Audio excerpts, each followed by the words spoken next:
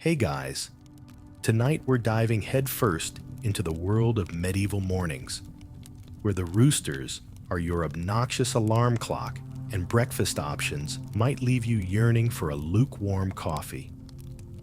Picture yourself just waking up in a chilly stone chamber, wrapped in layers of fabric that, honestly, might make your favorite oversized hoodie look like couture. You probably won't survive this journey without a chuckle or two. Before you get too comfy, feel free to tap like or subscribe, but only if you're genuinely enjoying the calm around here. Tell me where you're listening from and what time it is over there. I love seeing how far this sleepy little journey reaches. Now, go ahead and lower the lights. Maybe let a fan hum in the background, and let's drift gently into tonight's story together. As you sluggishly awaken, the first thing you're greeted by isn't your snooze button hammering at you for charm, but the muffled clucks of chickens and the distant ring of a church bell. Your eyelids feel like they're weighted down by sand, and there's nothing in your world more tempting than sinking back into your hay-stuffed mattress. But alas, like the modern world, life back then waits for no one. You wiggle your toes, feeling them brush against the ancient equivalent of fuzzy socks. Think thick woolen footwear more suited for a rugged adventure through time's early mornings than Instagram fashion. You wander bleary-eyed to the wash basin, its water icy from the night chill. Splashing your face, you think, cold shower, check. I am a model of productivity, even if you have every intention of cozying back into bed for just a moment of warmth. Breakfast waits? A slice of coarse bread that's more texture than taste, and perhaps some cheese, tangy and crumbly, that sits a little too close to your nose. Imagine this rustic spread, starkly different from scrolling through endless food delivery apps, hoping to justify an indulgence you know you don't really need. Okay, so here's the wild part. Mornings in the medieval era were a community affair. You'd interact with family and farmhands over this minimalistic feast, sharing tales of daily life or odd dreams. This morning ritual could even rival some of today's breakfast clubs or brunch gatherings, though without the filtered posts and avocado toasts. The medieval talk of the town often focused on who did what, similar to your group chat being spammed with updates you pretend not to see. And here we go, a history fact to sprinkle into your day. The call to worship from church bells was crucial, setting the day's rhythm, marking the passage of hours, sort of like how we use our phones for just about everything now. These bells, much like perpetual notifications, reminded villagers of not just Sundays, but every significant change in their daily routines. In the smallness of life then, mornings didn't need the rush of today.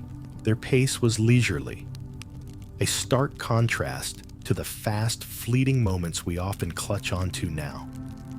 Historians are still arguing whether daily life back then was slower due to necessity or simply the lack of technology to speed it up. And honestly, can you imagine not having your phone buzz every 5 seconds? Bliss, but also terrifying to some. A quirky tidbit, just for you, is that medieval folks often believed that the morning dew held magical properties. Now, I'm not suggesting a new skincare routine, but imagine every glistening droplet offering a touch of mystical allure as you tread through crispy grass. It's like thinking that your regular jade roller can also enhance cosmic radiance. And really, who's to say it can't? The charming side of this life was the unpredictability. Each sunrise brought something new, like checking your email and having absolutely no idea whether it's spam or an actual adventure. There's an odd sense of connection to a world where the dawn promised simple constants and tolerable irregularities. And now, dear friend, as you feel the weight of history envelop you, sitting there with your half-empty mug of what's probably cold tea by now, remember that time is a soft companion beside you. Whether you're wrapped in mismatched pajamas or contemplating why your current distaste for mornings might just be a shared trait with our medieval predecessors, enjoy the slow glide into history with the understanding that a day, a morning even, can be as vibrant or restful as we allow it to be. Moving on from the morning bustle, let's sprinkle a little magic dust on your imagination and stroll into the heart of a medieval dwelling. One where walls held stories, as we do memes. The stone is cold to the touch, but something in those walls whispers like an old friend who's been holding on to tales just for you. You're about to uncover why everyone who was anyone had tapestries hanging, and honestly, they were the medieval version of that one corner in your room where fairy lights turned chaos into cozy. Walking into a grand hall, you know, the kind that makes you feel both insignificant and part of something thrillingly bigger. You're met by a tapestry that spans the room's north wall. Its threads weave intricate scenes, the drama of conquest, saints, and their tiny, delicate halos, lions that look more like very confused domestic cats, and kings glaring with all the ferocious power of a person who just realized their crown's slightly crooked. Here's your history nugget for the night. These tapestries were more than just living room showpieces. They were portable art galleries and storytelling devices. When travel-sized Instagram wasn't an option, a tapestry could play the part of a 1,000-minute documentary. This art could be rolled up and carted from castle to castle, changing your digs just like you change your winter screensaver to something a bit sunnier. Okay, so here's the fun side bit. One of the world's most famous tapestries, the Bayeux Tapestry, is like a medieval comic strip. It details all these cool and somewhat bizarre scenes, like ships sailing in a way that suggests the artist thought ships had feelings. It reminds you of those historical sidebars online, the kind where you accidentally click on one late at night and suddenly know everything about Mongolian yurt fashion, and the argument that still rages among historians, whether these pieces were strictly for decoration or if they had political propaganda mixed into their threads. Were tapestries telling people how to think and feel, or were they just pretty to look at? Think of it as medieval media influence before you could hit like on an opinion. The cozy atmosphere glows around you as threads of imagination tie you tightly to these woven wonders. They capture your attention like a text from a friend at the perfect moment when you're lazily scrolling through reels on 2% battery, confident you can finish it all before the screen blinks black. You won't believe this scene. There's a depiction of something historians think is lunch, a simple picnic for kings, surrounded by absolute chaos. It's like peeking over someone's shoulder and seeing their messages oscillate from professional niceties to memes that make no sense outside their context, but somehow they bring comfort in their randomness. Feeling the weight of time in these threads, you find yourself thinking about your own walls, perhaps cluttered with photos or that one poster you keep meaning to replace. Those spaces are filled with the tapestry of your life, not nearly as old, but possibly just as cherished. It's in these reflections, in wandering a world so seemingly different, yet deeply familiar, that a unique bond forms between us and them. As the scenes on the tapestry come alive in your mind, the room warms with the presence of history's ghosts. They dance in the flickering candlelight like echoes of laughter from a dinner table too far in the past to touch, but not too far to feel. This joyful dance of past and present, of silly and sacred, is the kind of thing that makes history more than just stories read on old parchment. They become living tales that weave through your imagination. With that, as you lean back into the sofa, draping your feet under a chenille throw that feels as though it came to you as a gift from a time traveler, remember this woven art is not just gone. It's simply woven differently now. So, here you are, a part of it all, with your favorite cozy beverage in hand, basking in the glow of knowing you're part of a richly embroidered tale. With the echoes of tapestries still swirling in your mind, you decide to wander further into the vibrant hum of daily medieval life, waltzing straight into the heart of the action, the medieval market. Imagine cobblestones underfoot, uneven, but rich with the grounded feeling of their storied past, as a bustling scene unfolds before you. Picture stalls teeming with the texture and allure of a farmer's market meet bustling street fair, a world that whispers stories of trade, goods, and those delicious bits of gossip that swirl like dust in the afternoon sun. This market feels alive. Each stall, a tiny universe offering scents, sights, and sounds like a cascade of TikToks vying for your attention. You wade through swirls of vibrant fabrics, meats dangling in briny readiness, and the ripe, unfiltered aroma of cheeses. There's hustle and bustle, like a retro version of Amazon. Except here, you can haggle prices while making dramatic faces to win the best deal. If only those online shopping carts had a barter option, we might have just found your new favorite pastime.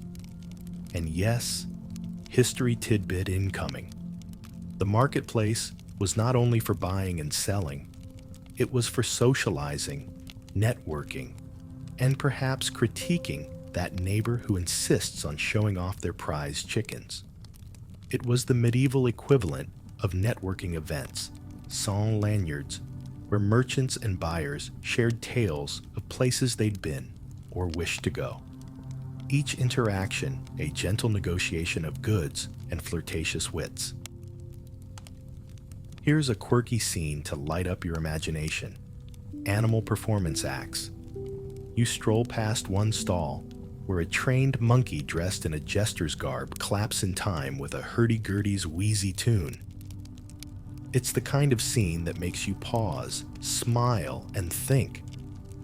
This is their version of those viral pet videos that no matter how many times we watch them, they never cease to bring a bit of joy to our days. As for scholarly debates, there's a long-standing spat over just how regulated these markets were. Some say they were chaotic and beautiful, while others argue they were intensely monitored, a primordial precursor to today's staggering bureaucracy. Imagine the equivalent of trying to file taxes with handfuls of wooden sticks instead of a W-2. The fun doesn't stop in stalls or goods. As you move, you nearly trip over a cat threading itself around legs, earning scuffs of affection and dodging resentful kicks with agility. These little creatures, unofficial market mascots, have a cleverness akin to cats today, staring resentfully when your lap is occupied by anything other than them. They were personal Instagram stories, waiting to be shared, huddled in cozy corners with borrowed warmth from the crowds. The market winds down as you notice traders packing up their worldly displays. A blur of twine, jostled carts, and careworn faces returning home overcast by a sunset that bathes everything in an amber hue. This ritual feels like an organic precursor to recharging, plugging in and preparing to do it all again. That cycle we understand all too well. Finally, you take a moment to yourself, feeling the cool breeze thread through your senses as you reflect. There's something captivating about the exchange of stories, goods, and life's little whims. How they all blend together, forming a patchwork of humanity neither truly past nor gone, just differently framed now in your present day. You carry these reflections home like treasured tokens, each ripe with its weight of time and echoing softly like footsteps on ancient stone, leaving you both satisfied and reminiscent as the day gently folds into dusk. As the market's echoes settle into memory, your feet lead you down a winding, uneven path, traces of cobblestone giving way to the soft hush of grass. There, against the backdrop of a sky turning indigo, you find yourself stepping into a scene of medieval chivalry. A world of knights, not just bound by oath and armor, but by the whispering tales of lay people who watch their every move with bated breath. You feel the excitement of romance and heroism flitting through the air, like the butterflies that dance in your stomach when you meet someone special. You wander into a field where knights, draped in banners of bold colors, engage both in friendly rivalry and fierce competition. It's reminiscent of finding yourself at a modern-day sport arena, where banners flap in the wind and the air vibrates with anticipation. Only this setting features horses clomping rhythmically and flags unfurling in the wind like sails yearning for the sea. Here's your juicy history fact for tonight. Knights weren't just soldiers. They were the celebrities of their time, admired for their gallantry and striking prowess. They could relaunch a sword into fame as quickly as you could an accidental viral tweet, a phenomenon both revered and feared. You catch a glimpse of these knights as they tip their helmets, deep eyes peeking from beneath visors. Honestly, the whole scene could be mistaken for a TikTok challenge, where participants navigate an obstacle course of social graces mixed with the rawness of primal sport. But here's where things get fascinating. The code of chivalry. Attached to these knights was a strict code, a blend of ethics and romanticized duties, which, when distilled, becomes an aspirational list that more than a few historians still bicker over. Did this code truly shape their actions, or was it more posturing than practice? You can almost hear them argue, much like friends debating the merits of blue light glasses after a night of binge watching. Now, for the quirky, unexpected gem. Some nights didn't quite follow the script. Picture one, tippling a little too freely, challenging fellow knights to ridiculous feats, such as jousting backward or reciting poems to anyone mildly willing to listen. This mirrors that one person in every office who somehow manages to one-up themselves with unbelievable tales during Monday's team meetings. For these nights, the tournaments became festivals of absurdity wrapped in glory, a stage where they enacted daily dreams much larger than life and inconsistencies swallowed whole by collective memory. A favorite, a tournament where the goal wasn't a lady's favor for bravery, but a crown of peacock feathers awarded for the silliest attempt at impressiveness. Let's be honest, who wouldn't adore adding a touch of humor to the medieval concept of the hero's journey? Against this backdrop of clang and camaraderie, the reality you see in statues turns to flesh, a resonant tapestry of life threaded through with laughter, trials, and occasionally a talent show-esque air of whimsy.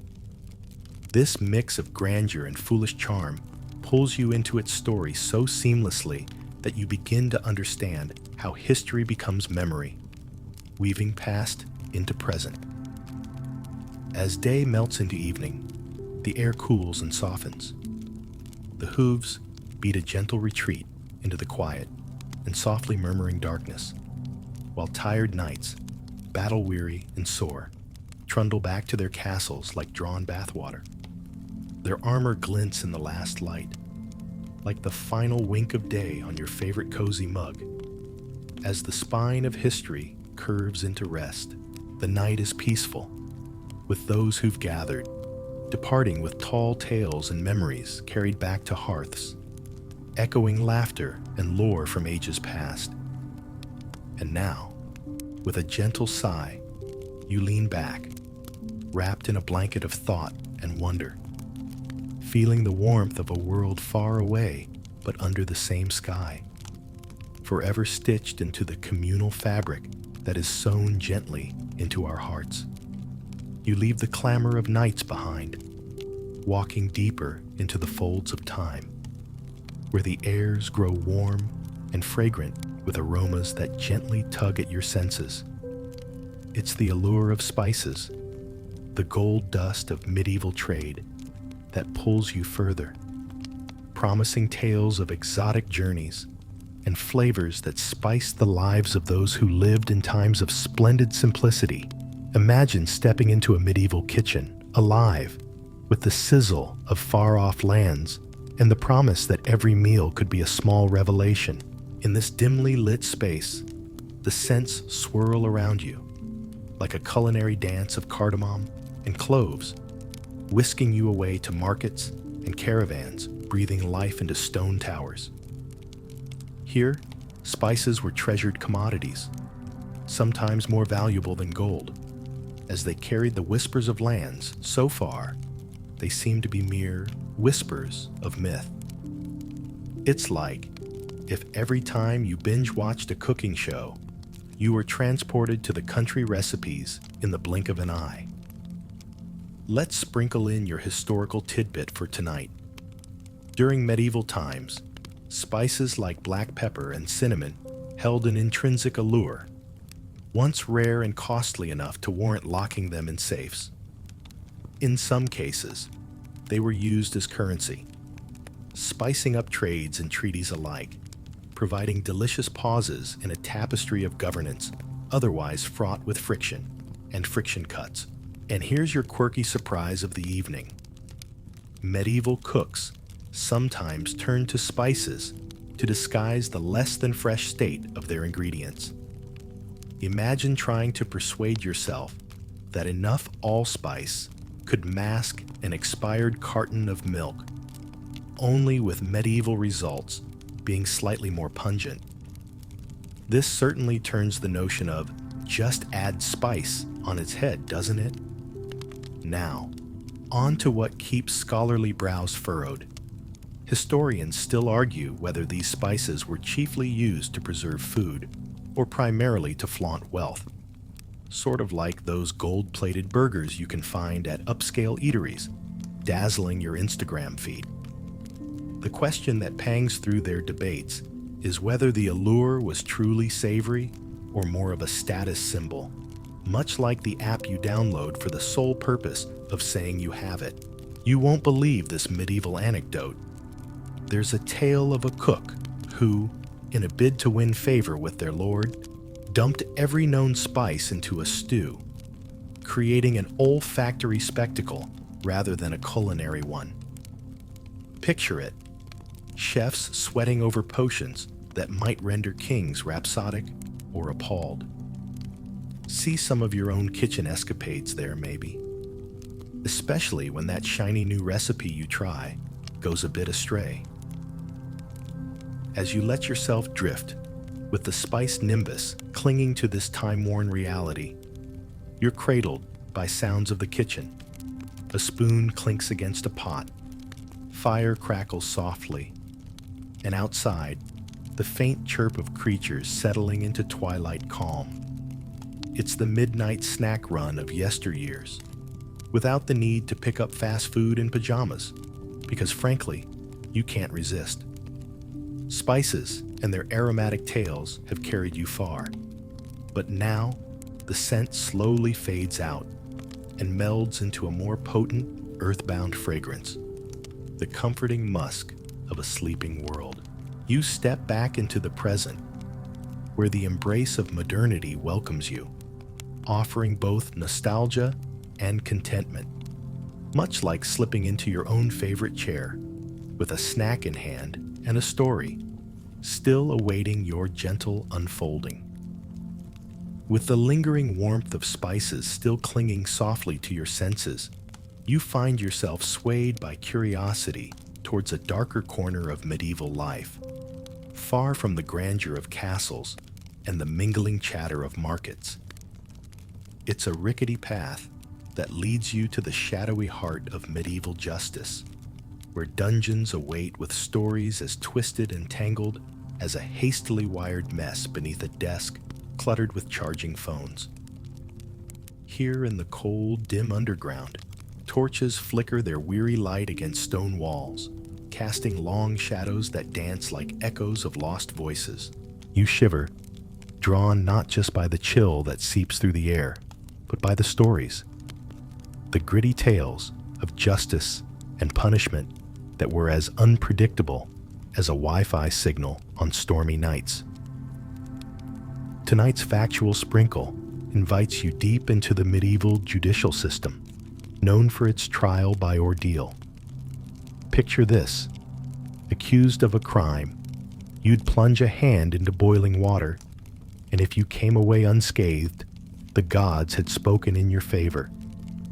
It's a bit like trying to type out a coherent text with autocorrect seemingly conspiring against you. Only so much more was at stake. Okay, here's a little tidbit to lighten our journey through these medieval depths.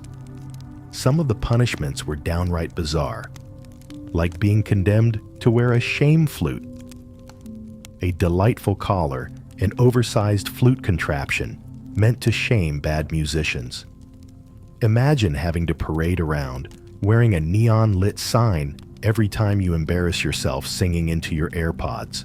Historians, perpetually ensnared in debate, still argue over whether these trials were genuinely believed to be divine judgment, or just medieval versions of "let's see what happens" turned up to 11. Those arguments echo through time, like a poorly organized file drawer labeled "to be addressed," always lingering near, yet never quite resolved. And oh, you won't believe this amusing spectacle. The sometimes haphazard nature of medieval justice meant that pigs, yes, actual pigs, could be put on trial for crimes like crop trampling. They'd stand in the dock, though I'm not sure snouts can convey regret convincingly enough. Wandering these shadowy halls, you imagine the grumbling cacophony of wronged prisoners, the distant clanking of chains, and the persistent hope for daylight. It's a stark reminder of how parallels can be drawn to how today we may sometimes feel wronged by our circumstances. Still, we drift onwards, hearts bounded not by iron shackles, but by the scrolling chains of social media. Yet there's an odd softness in knowing such a grim backdrop once existed. How the echoes of injustice have evolved, pushing onward towards something we hope is better. Like finding a forgotten passage scrawled on a sticky note tucked into the recesses of your mind, promising some future revelation. So, as the noise and notoriety of medieval justice winds itself into the delicate thread of history's grander tapestry, you retreat from the dungeon's grasp, feeling curiously light, as though bound not by shadows, but by pathways of growth. A journey of gentle awakening unfolds before you, inviting not the promise of perfection, but the warmth of revelation, quietly humming into the folds of time yet untold. Emerging from the shadowy depths of medieval justice, you find yourself yearning for a softer, quieter part of history's spectrum. Your feet now lead you to where ancient remedies and whispered wisdom intertwine. A world where medieval medicine brewed its own peculiar potions and aged art. Imagine stepping into a tiny chamber, the air thick with the earthy scent of dried herbs and a hint of mystery, as though the walls themselves were stitched with the faded whispers of apothecaries past. Here you stand, amid bundles of dried flora, their fragile silhouettes hovering like curious conversations waiting to unfold. It's akin to wandering the aisles of a peculiar health food store where the labels are handwritten by the whims of centuries past. Only here, dashes of folklore are blended with science as delicately as a barista might merge espresso with frothy milk to create a latte of legend. Tonight's historical nugget reveals that medieval medicine was as much art as it was science. Healers employed a mix of astrology, herbal remedies, and humoral theory, a belief that the body was a balance of four humors: blood, phlegm, black bile, and yellow bile. It's a quaint counterpart to the litany of symptoms we now anxiety search at 3 in the morning, when a cough simply isn't a mere tickle. Here's your quirky insight for the night. Some ailments were thought to be cured by wearing red, a color believed to excite the blood and banish melancholy. Imagine raiding your closet during the medieval era and having the perfect crimson wrap inexplicably ward off your never-ending bout of the Monday blues. Of course, historians are fond of hashing over whether these methods were rooted in superstition, or if empirical evidence was indeed peeking out from medieval medical practice. It's a bit like arguing over whether you should subscribe to a new health supplement online, or if it's all just advertising magic dust sprinkled with a glossy sheen. And here's a curious little side note to tickle your thoughts. Medieval doctors sometimes used trepanation, a procedure involving drilling a hole into the skull to, quite literally, let out the bad spirits. Imagine showing up to your modern-day doctor's office with a headache and leaving with an actual open-minded perspective, though perhaps not the one you'd hope for. As you allow yourself to get lost in this world of leafy whispers and wise old tonics, a peculiar sort of admiration unfolds.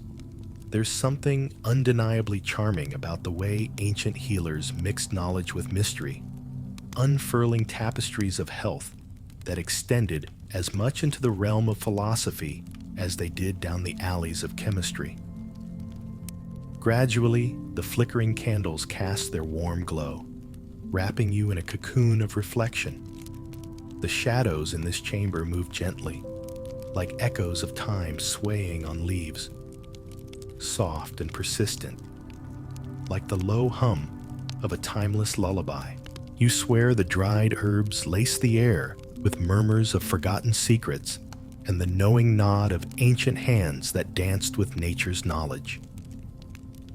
As you wander back into the present, your heart holds tightly to the sense of ever-present wonder, as if drifting back was pulling towards a soft understanding rather than away from a faraway past. The intertwining stories of the past and present weave their comfortable embrace around you, whispering that every era, no matter how long since faded, carries its own tale of beauty that still graces the threads of today. The gentle rustle of leaves outside the apothecary seems to pick up the rhythm of a new tune, inviting you toward a more jovial aspect of medieval life. It's time to step into the vivid world of entertainment, a delightful array where jesters and troubadours infused courtly life with a merry dance of words and melodies. Picture yourself stepping into a courtyard buzzing with life, where every note strummed and every jest shared flickers like the gleam of sunlight filtering through gently swaying branches. The scene bursts with vibrant colors and spirited laughter, a kind of medieval festival that would rival today's most imaginative TikTok challenges. Everywhere, there are the sights and sounds of exaggerated merriment. Boldly painted faces weave through the crowd, their antics as unpredictable as the ever-entertaining algorithm, making you pause, smile, and maybe wonder just a bit who had the original idea of going viral. And tonight's history tidbit. Medieval jesters weren't just silly entertainers. They wielded a unique power. They had license to speak the truth veiled in humor, a privilege many coveted, but few dared to emulate openly. Much like how we might drop a truth bomb in a meme, their light banter often held profound critique wrapped carefully beneath layers of laughter. It's a reminder that jest can be sharp, yet cushion our fall. A joyous paradox. Here's a delightful bit to tuck into your thoughts. Some performances included synchronized dances and playful tricks, which, like their unscheduled Renaissance fairs, seem to draw every last bit of laughter from their courtly audiences. Imagine a court where everyone from the lowest to highest stretched their reserves of laughter to the point where sides hurt. A king's court transformed into, dare I say it, a medieval comedy club.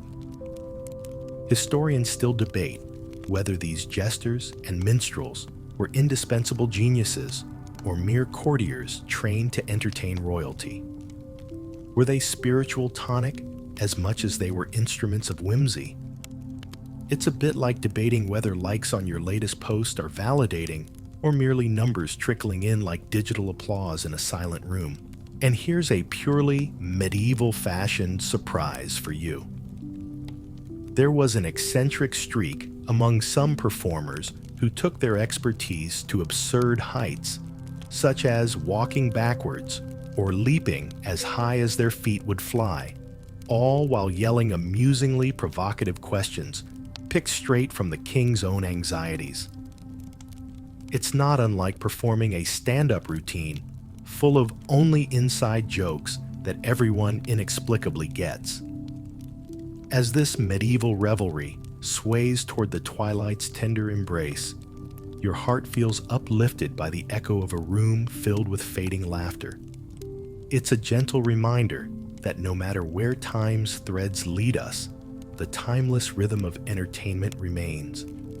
A tapestry we continue to weave in countless ways, spoken, sung, or drawn.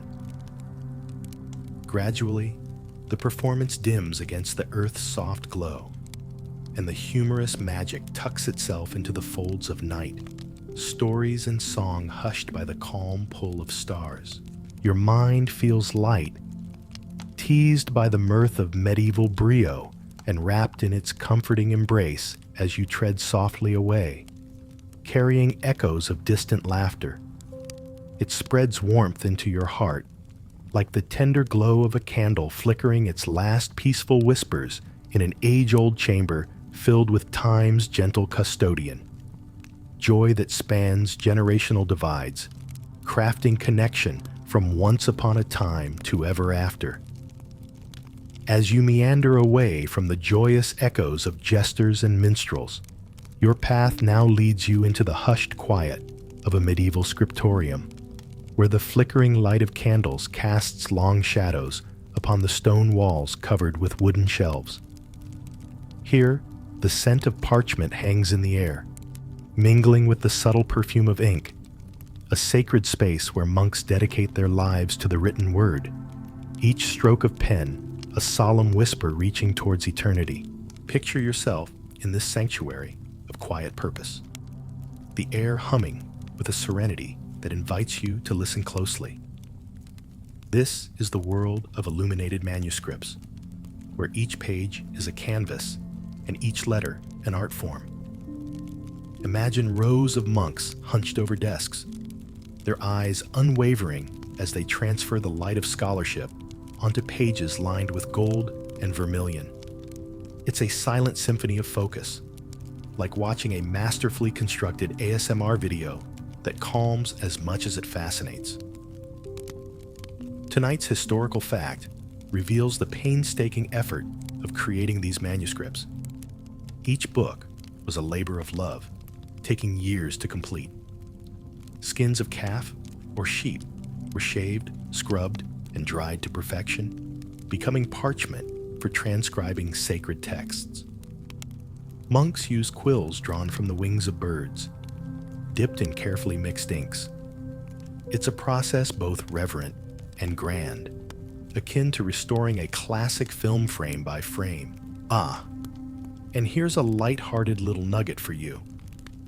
In the margins of these serious texts, monks sometimes doodled whimsical creatures or satirical scenes, a frog jousting with a snail, or a cat dressed as a scholar. It's the historical equivalent of doodling memes in the margins of your notebook during a lecture, a subtle rebellion against the serious nature of their work.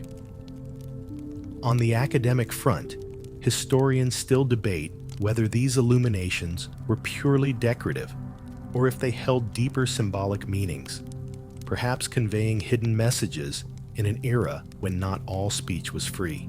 The marginal's playful or sometimes irreverent nature remains a testament to the creative whimsy that dances through time, begging the question, did this artistic play serve as air for the serious souls burdened by their quill's weight? And if you can handle the delightful absurdity, there's a record of monks who managed to bind love notes in the layers of vellum, cleverly hidden between solemn prayers, a precursor to sneaking notes in class that dare not be found. Imagine their subtle chuckles, knowing they've tucked a transient tale into a tome meant to last eternally.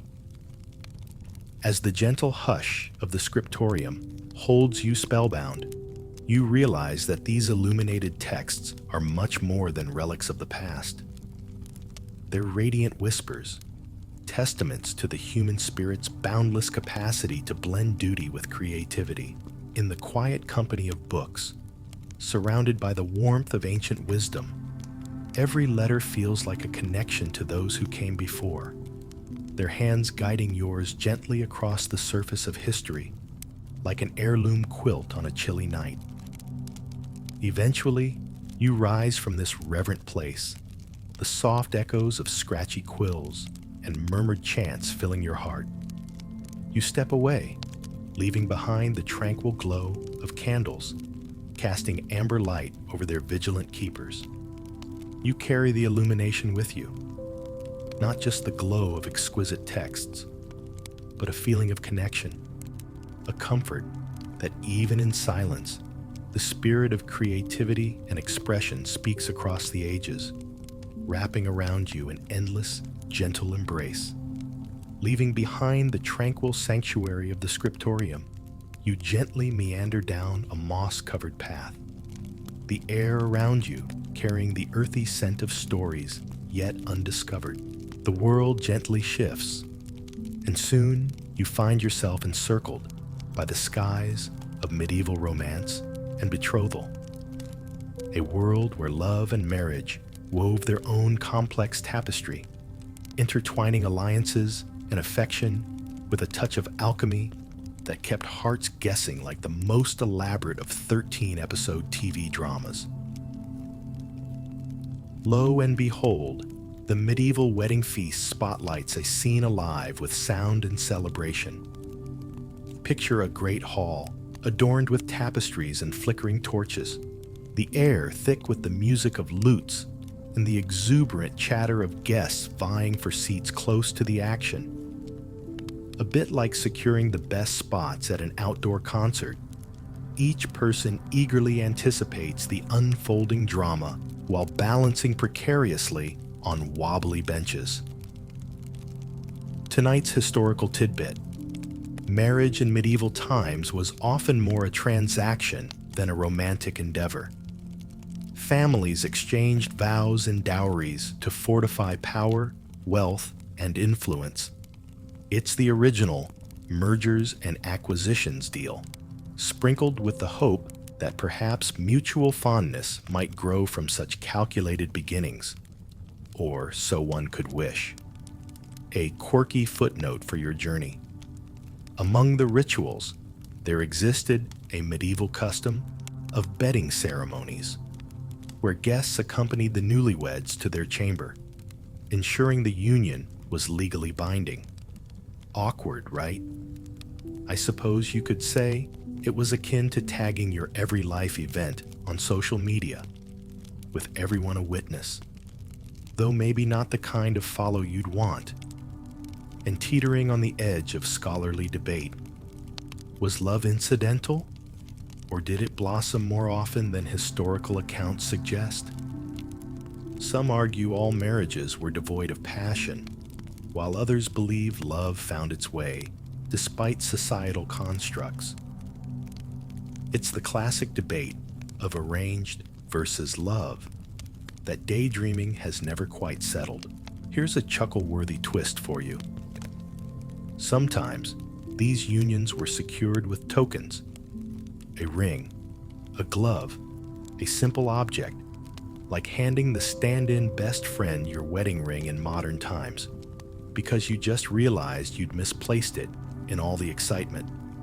Picture petals strewn across tables, the aroma of roasted meats mingling with the sweetness of honeyed desserts. The hall resonates with laughter, the warmth of a newfound union infusing every heart with hope, as if each guest wears rose-tinted glasses glazed with the warmth of candlelight and company. It's akin to experiencing an immersive historical romance, a drama series pouring emotions into the atmosphere, like the clinking of goblets raised high.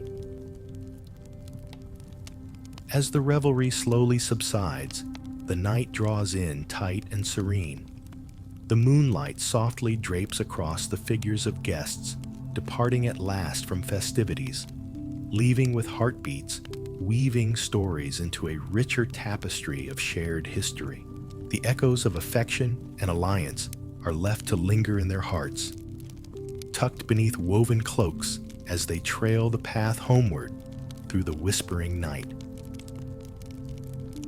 With a gentle smile playing on your lips, you wander away, each step lighter from the tales of merriment and the gentle hum of tradition unfolding in your mind. Through the portal of the past and back once more into your cozy realness, with shadows lengthening like chapters yet untold, you move forward into the promise of a warm evening, knowing love's story is forever evolving, a melody intertwined with history's endless dance. From the echoes of merriment and union, your journey takes a sharp turn toward the edge of thrill, a theme echoing with the pounding hoofbeats and the clamor of a medieval tournament. Picture a field sprawled wide, alive with expectant murmurs and the metallic clink of armor clashing like excited echoes bouncing off the ramparts of imagination. Here you find yourself in the midst of a spectacle, where nobles and commoners alike gather to watch mighty warriors, and sometimes their astonishing non-human counterparts. Yes, you've wandered into the adrenaline-laced world of jousts, melee battles, and the occasional animal tournament, where the lines between knightly valor and unintended comedy blur like your just one more episode vows into the wee hours of morning. Tonight's illuminating tidbit: beyond practicing their skills in battle, knights competed in tournaments as a display of strength, prestige, and chivalrous showmanship. It was an arena where virtuous deeds were etched into the crowd's memory like an influencer's ever-live feed. Each jarring clang of weaponry a post that demanded immediate engagement. Here's a curious slice of the medieval realm. Sometimes, peculiar creatures like pigs or dogs were put on the field for entertainment. Picture the sight of an over-enthusiastic boar facing off goated would-be champions. It's the surreal, medieval equivalent of a viral animal video, except lived out in high-stakes reality instead of scrolling through reels over your cereal. And historians remain at odds over whether these tournaments served as true preparation for war or extravagant forms of entertainment, less a training ground than a medieval reality show, bursting with rivalries and dramatic flair, as knights paraded their finery seeking favor beyond a mere win. Think of it as jousting meets talent show with a dash of spectator frenzy. Now, prepare for a delightful chuckle. Some knights took bravado to dizzying heights, fighting comically with oversized forks, broomsticks, or any absurd implement cunningly presented as weapons. Yes, they often tried any gimmick to draw attention, or perhaps simply for the glee of making audiences roar while seeing knighthood poking gentle fun at itself. The ground beneath your feet hums with the clamor of celebration as the events come alive. Cheerful squires bustling about and gawking children wide-eyed and dream-drenched. This enchanting world unfurls around you with costumes, capes, cheers, and a joyous clangor that echoes back through the annals of time, its energy as spirited and warming as watching your new favorite series in one unbroken stream. As the tournaments wind down, you feel the excitement waning, yet warmth stays nestled in your heart. The kind of thrill that flutters on the fringes of magic, leaving cheeks flushed and eyes gleaming with the flicker of a brave new tale. The field now dims beneath a mellow twilight sky, its visitors and champions alike retiring for well-earned rest, carrying with them tales of grandeur and laughter to hush them gently onward, departing this lively stage into a world growing darker and more intimate. You sense the cloak of night softly whispering you homeward, to find repose in the familiar lullaby of crickets and stars, where the theater of past and present voices dances tenderly around the hearths of imagination's limitless embrace. Here, both history and heart entwine, leaving you charmed, touched, gently calmed by time's gracious caresses. As the merry chaos of jousts and tournaments draws to a close, your journey drifts toward a quieter, more contemplative corner of medieval life. Picture yourself stepping into a dimly lit cloister, where the air hums with devotion and the faint rustle of turned pages.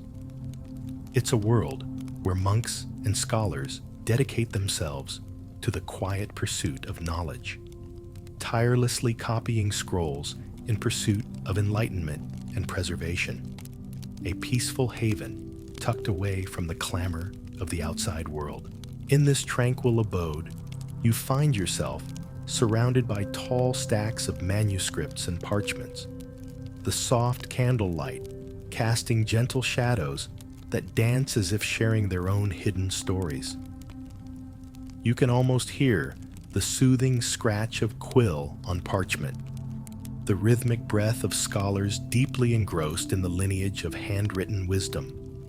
It's as if you've taken a seat in a historical library, where the faint scent of ink and ancient paper blends with the tranquil atmosphere, inviting you to reflect on the joy of learning without distraction. At least until your phone inevitably pings, shattering the silence. Tonight's historical insight reveals the laborious yet rewarding process of creating manuscripts, which not only preserved classical knowledge, but also breathed new life into texts through meticulous copying and illustration. Monks were the curators of their time, ensuring that wisdom was passed down the centuries like cherished gifts saved and shared among friends. Each stroke of their quill, a pixel in the grand tapestry of history. Here's an unexpected twist for you. Marginalia, those whimsical doodles and notes decorating the fringes of manuscripts, were often as colorful in spirit as the texts they accompanied. These little illustrations range from the sublime to the absurd, tiny dragons frolicking alongside saints, or philosophical musings scrawled next to theological dogma. It's like discovering an artist's sketchbook, each page filled with works of art born from a moment of mirth or introspection. Amid this tranquil landscape, historians still debate the extent of the monks' motivations, whether they held purely scholarly objectives or were driven by faith, or perhaps both. Was their work an act of devotion, or did they simply revel in the quiet thrill of creation, savoring the delicate craft of forming beautiful words? It's the kind of existential question we all ponder over a warm cup of tea and those late-night musings on whether to rewatch an old favorite show or finally tackle that new series queue. And here's a charming slice of humor from history's quieter corners. There are instances where scribed complaints weave humor into the margins. Snippets like, "This parchment is too rough," or "How long, O Lord, must I endure this writing?" A tactile grumble poetic enough to garner empathy, even from your barely caffeinated modern heart. As the evening stretches its calm embrace over this scholarly haven, you let your gaze wander over rows of text bathed in the gentle glow of candlelight. There's a sense of peace and purpose in knowing these ancient guardians cherish the written word, carving windows into the past so that future generations could glimpse into their world. Eventually, the scriptorium dims as candles flicker out, leaving a soft twilight quiet in their wake.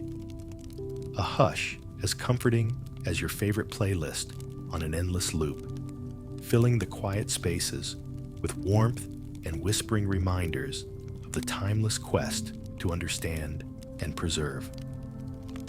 Gently stepping away from this cocoon of wisdom, you carry with you the echoes of history, a quiet assurance that learning and discovery are treasures unbounded by time, eternally drawing us into the light of understanding as we weave our own stories through the fabric of life. With every footstep, the path ahead seems clearer, opening onto a journey illuminated by the glow of those who came before, softly illuminating the way forward. As the peaceful solitude of the scriptorium fades, your journey takes a turn toward the vibrant hues of medieval fashion, where layered textiles and intricate designs tell stories as vividly as the manuscripts you've left behind. Visualize yourself ambling through a bustling village square, surrounded by people swathed in a riot of fabrics that flutter in the breeze like flags proclaiming their wearer's status and style. The sight is akin to flipping through a fashion magazine brought to life. Each page, or in this case, person, dressed in a palette that speaks of cultural exchanges and locally spun creativity. Here you are in a world where wardrobes were stitched together with careful hands, where colors and cuts were as strategic and meaningful as the carefully curated posts on a style influencer's social media feed. Tonight's piece of historical flair, clothing, during the medieval period wasn't just about keeping one warm. It was a statement of identity and social standing, sometimes dictated by sumptuary laws that determined which classes could wear certain colors and fabrics. Imagine trying to decide on an outfit while those rules hover over you like an imaginary dress code sent from the upper echelons of fashion itself, not very different from stewing over whether your clothes are Instagram-worthy. And for a more playful tidbit, the lorum, or liripipe, an exceptionally long hood, was sometimes worn solely for fashionable flair, with its tail trailing dramatically as it declared ownership of the era's extra award. Think of it as the medieval antecedent to the well-aimed selfie stick, carried more for spectacle than practicality. Ever feel like your scarf is having a moment all its own? You're channeling a touch of medieval charisma. Historians find themselves tangled in threads of debate over whether fashion was a regional statement of identity or primarily a reflection of wider European influence spreading through trade and conquest. Was it the dawn of fashion diplomacy, a means to showcase cultural affiliations beyond mere pigments and patterns? Push and pull, debate and discussion. History's runway is nothing if not captivatingly complex. For a chuckle-inducing anecdote from fabric's woven past, one fashion faux pas involved a knight so keen to impress with the flamboyance of his sleeves that they got caught in combat armor. A wardrobe malfunction so legendary, it likely became the inspiration for a few jesters' tales. As you weave through this vivid tapestry of medieval style, you feel each swish and sway, delighting in the stories clothes tell. Fabrics speak of geography, hailing from distant lands or proudly spun near home. Layers unveiling tales of cotton fields and seamstresses' hands, of travelers bearing bales across borders and seas to adorn kings and merchants alike. The day yields its light to the gentle advance of evening, wrapping the town in velvet shadows as stars twinkle like scattered trinkets sewn into the firmament. With the marketplace winding down, merchants fold away their treasures until its vibrancy is but a fleeting echo of memory's charm. Strolling onward, the gentle embrace of twilight settling over you, you carry forward the realization that fashion whispers across time, its patterns, hues, and silhouettes forever shifting, like waves crashing upon a distant shore, persistently threading identity through generations. You walk on, wrapped warm not only in your own clothes against the quiet hush of night, but in the legacy of fashion's dance, which sways lightly and endlessly within the heart of history. Leaving the enchanting fabric of medieval fashion trailing behind, you wander into the evening's warm embrace, where the glow of bustling taverns beckons like the promise of stories shared over clinking mugs. The night is alive with the rustle of leaves and the distant hum of life, urging you to join the spirited camaraderie of a medieval tavern. Picture yourself stepping over its worn threshold, welcomed by the warm glow of candlelight flickering across rustic wooden beams and the inviting aroma of ale filling the air. Imagine lively tables surrounded by townsfolk and travelers alike, their animated chatter weaving a tapestry of merriment and gossip. It's a place that feels curiously familiar, alive with the feeling of every joyful gathering you've ever known, where stories flow as freely as the drinks in hand, and the laughter that follows is rich and full, as if grown out of the very wood of the tavern itself. Tonight's historical gem. Taverns in the medieval era were more than places to quench thirst. They were social hubs, bustling with people seeking food, refuge, and companionship. These gathering spots were the medieval equivalent of our modern cafes or pubs, where the world's problems seemed smaller over a shared table, much like putting the world on pause with friends gathered on a cozy Friday night. Here's a whimsical tidbit for you. It was not uncommon for taverns to serve ale brewed on the premises, a medley of hops and barley crafted with pride, a small, foamy, drinkable history in every wooden cup.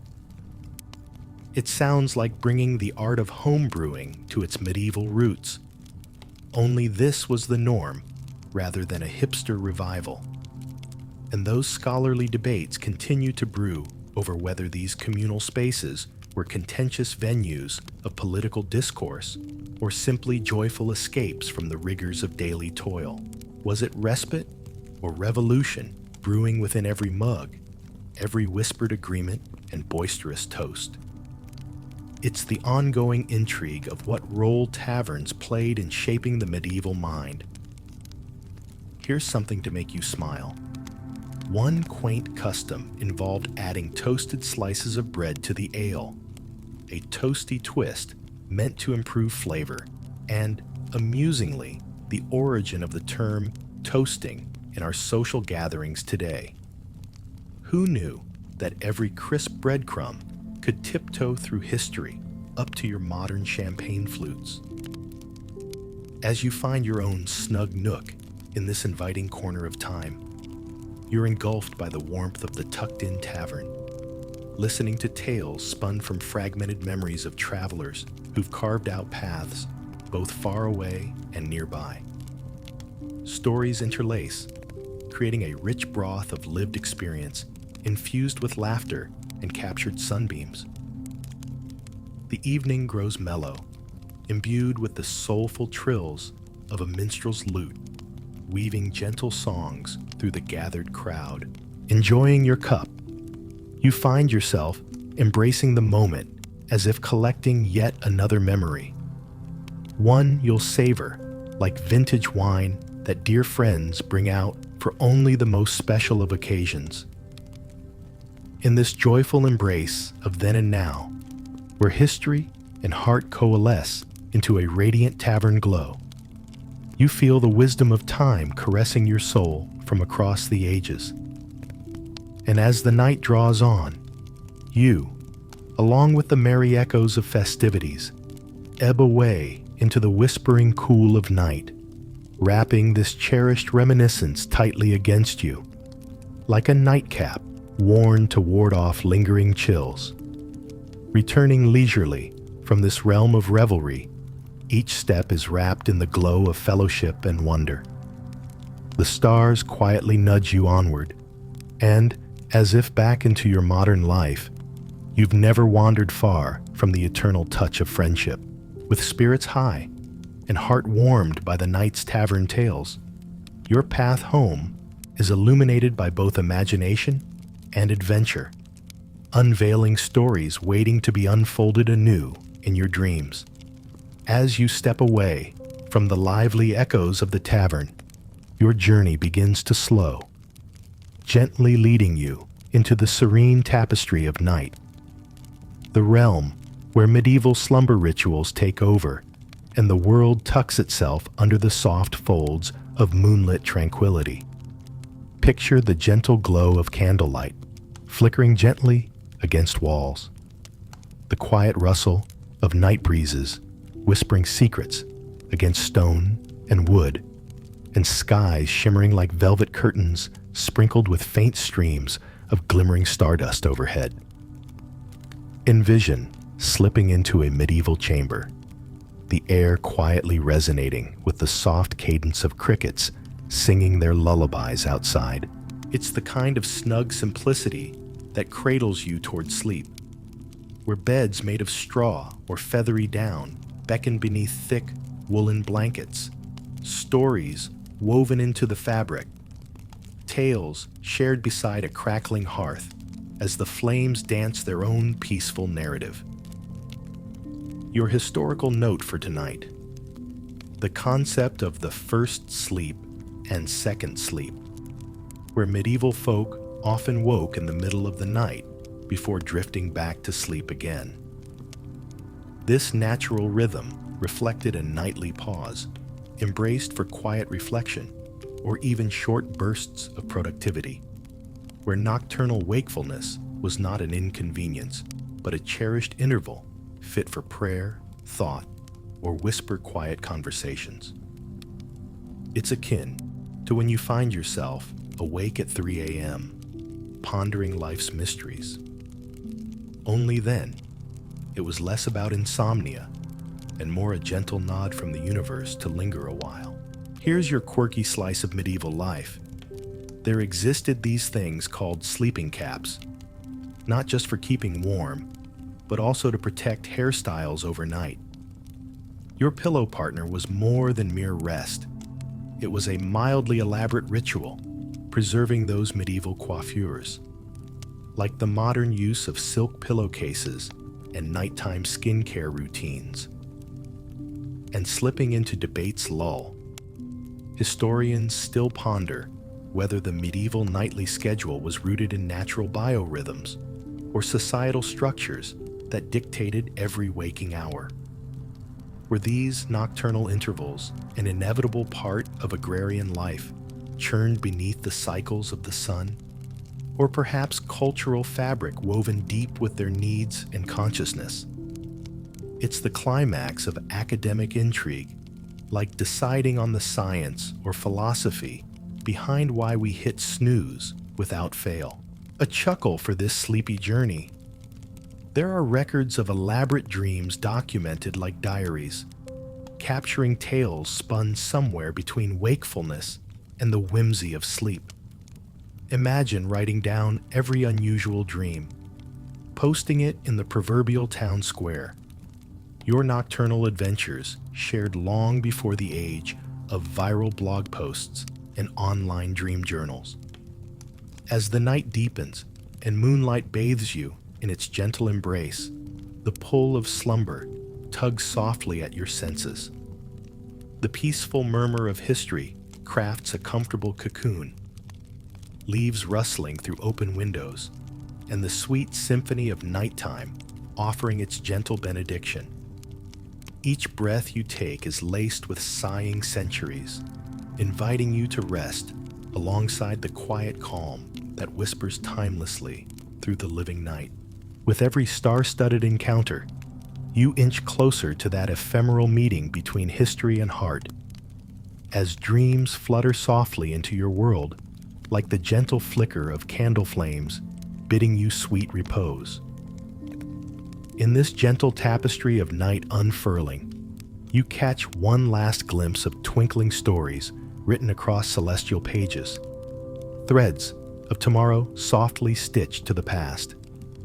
And so, you drift, nestled deep in the gentle weave of time's velvet embrace, where both history and your own deeply cherished journey write their stories in shared sighs and hushed lullabies across the endless tapestry of wondrous dreams.